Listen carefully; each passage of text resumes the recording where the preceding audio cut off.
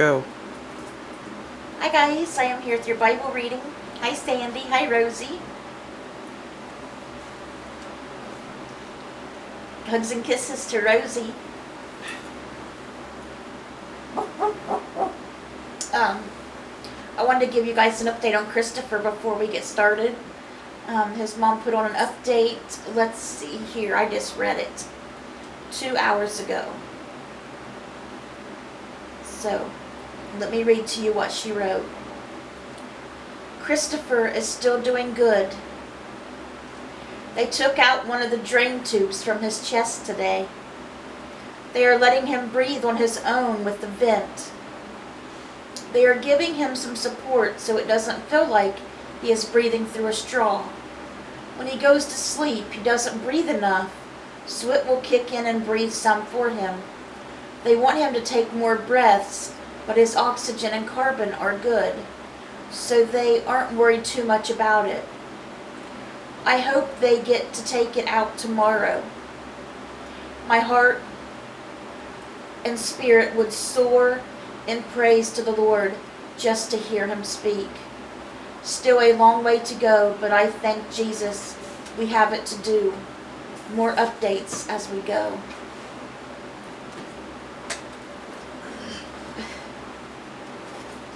So happy every single time I hear good news about him. And I just can't even imagine the joy his mom must be feeling, just and the anxiousness and joy and thanks to God for knowing that hopefully she'll be able to hear him speak, maybe tomorrow even. I can't even imagine how that feels. Your child being in a coma all this time and not being able to hear their voice and seeing them so sick and hooked up to all these tubes and fighting for their life, and to get to hear them wake up and speak again. I can only imagine that it feels like the best feeling in the world. Most of the time I can't think about it without crying with happiness, and it makes me so happy. I just cannot wait for him to start talking again. I can't wait to hear him speak. I'm not going to hear him speak, of course. I've never even met him or heard him speak before, but it makes me so happy that he's going to be able to talk again. Please, Jesus. And that his family's going, his mom and him is going to be able to hear him talk again. And Ab's going to be able to hear him talk again. And oh, this makes my heart soar. I can feel so much happiness for them, so much happiness for him. Please, Father, keep healing Chris. And guys, please keep praying for Chris. He still has a long way to go, but God is working. Please keep praying. And please keep praying for Sherm. He's still in a great deal of pain with his stomach because of his kidneys and but I'll let you guys know whenever we find out about the new kidney doctor. Well, the second kidney doctor. That the doctor is going to get on board with it and see what they say. And the medicine that she gave him yesterday has finally seemed to kick in and started working some, so he is feeling a little relief from that. Alright guys, let's begin our Bible reading today. We are going to begin with Matthew chapter 17, reading verses 10 through verse 27. The disciples asked him, they asked Jesus, "Why then do the teachers of the law say that Elijah must come first?" Jesus replied, "To be sure Elijah comes and will restore all things. But I tell you, Elijah has already come, and they did not recognize him, but have done to him everything they wished. In the same way, the Son of Man is going to suffer at their hands." Then the disciples understood he was talking to them about John the Baptist. And you know what they did to John the Baptist. He was beheaded after spending so long in prison.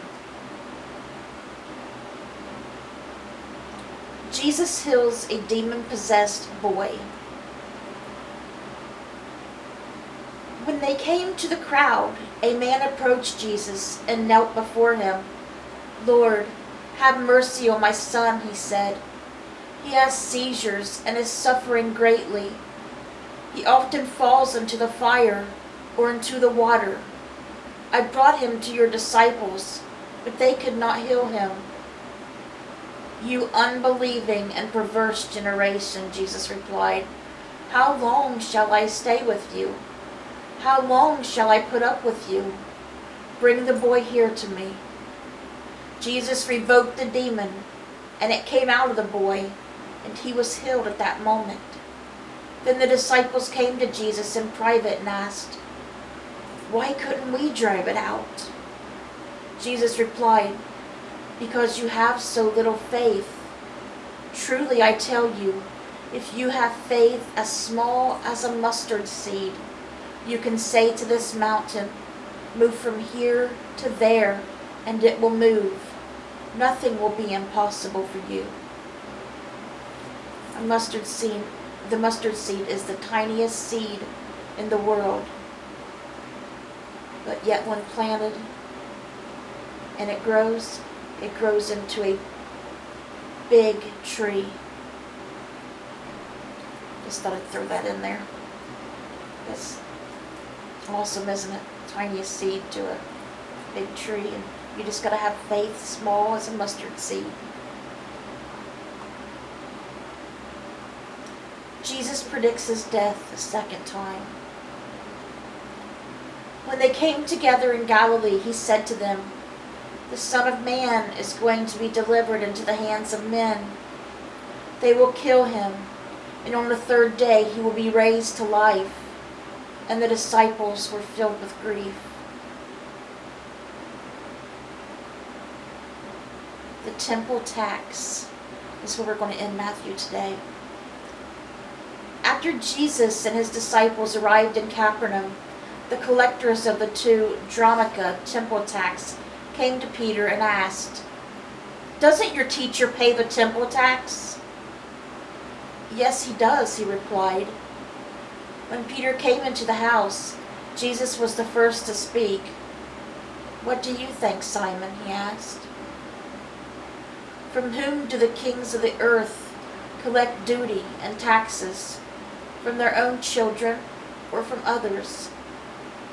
"From others," Peter answered. "Then the children are exempt," Jesus said to him.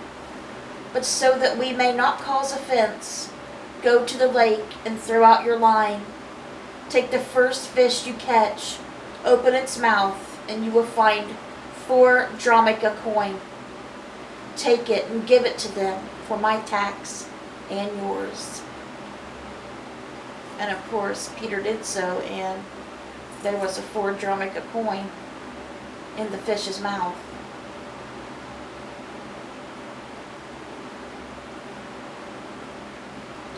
Okay, guys, that's where we're stopping with Matthew today. And our psalm today is Psalm 22. We'll be reading verses 1 through verse 18. And it is for the director of music to the tune of "The Doe of the Morning," a psalm of David.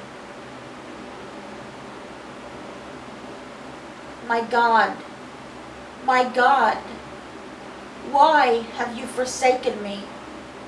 Why are you so far from saving me, so far from my cries of anguish? My God, I cry out by day, but you do not answer.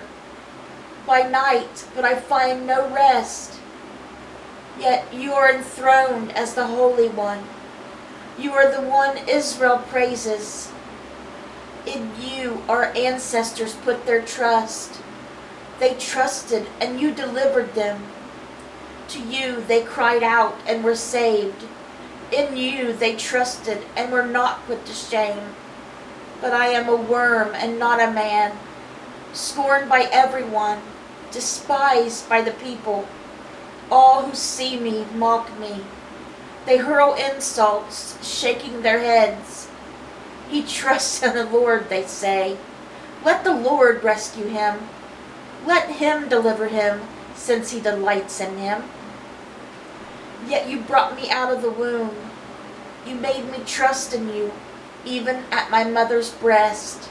From birth I was cast on you. From my mother's womb you have been my God. Do not be far from me, for trouble is near, and there is no one to help. Many bulls surround me. Strong bulls of Bashan encircle me. Roaring lions that tear their prey open their mouths wide against me. I am poured out like water, and all my bones are out of joint. My heart has turned to wax. It has melted within me. My mouth is dried up like a potsherd, and my tongue sticks to the roof of my mouth. You lay me in the dust of death. Dogs surround me. A pack of villains encircle me. They pierce my hands and my feet. All my bones are on display. People stare and gloat over me. They divide my clothes among them and cast lots for my garment. Now I want to read that last part again. And I want you to picture this. David is really talking about Jesus.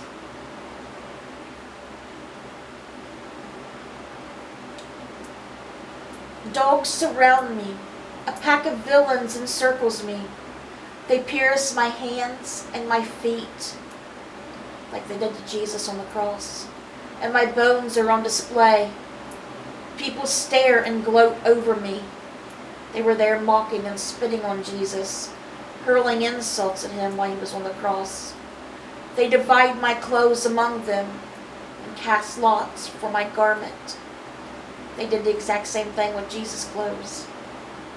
Cast lots for his garments.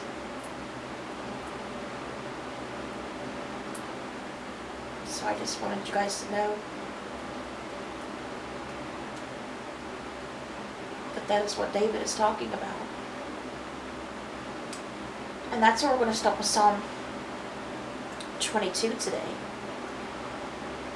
Now, our Proverbs we're reading today is Proverbs chapter 5. We'll be reading 7 of them, verses 7 through verse 14. Now then, my sons, listen to me. Do not turn aside from what I say. Keep to a path far from her. Do not go near the door of her house, lest you lose your honor to others, and your dignity to the one who is cruel. Lest strangers feast on your wealth, and your toil enrich the house of another. At the end of your life you will groan. When your flesh and body are spent, you will say, how I hated discipline, how my heart spurred correction. I would not obey my teachers or turn my ear to my instructors. And I was soon in serious trouble in the assembly of God's people.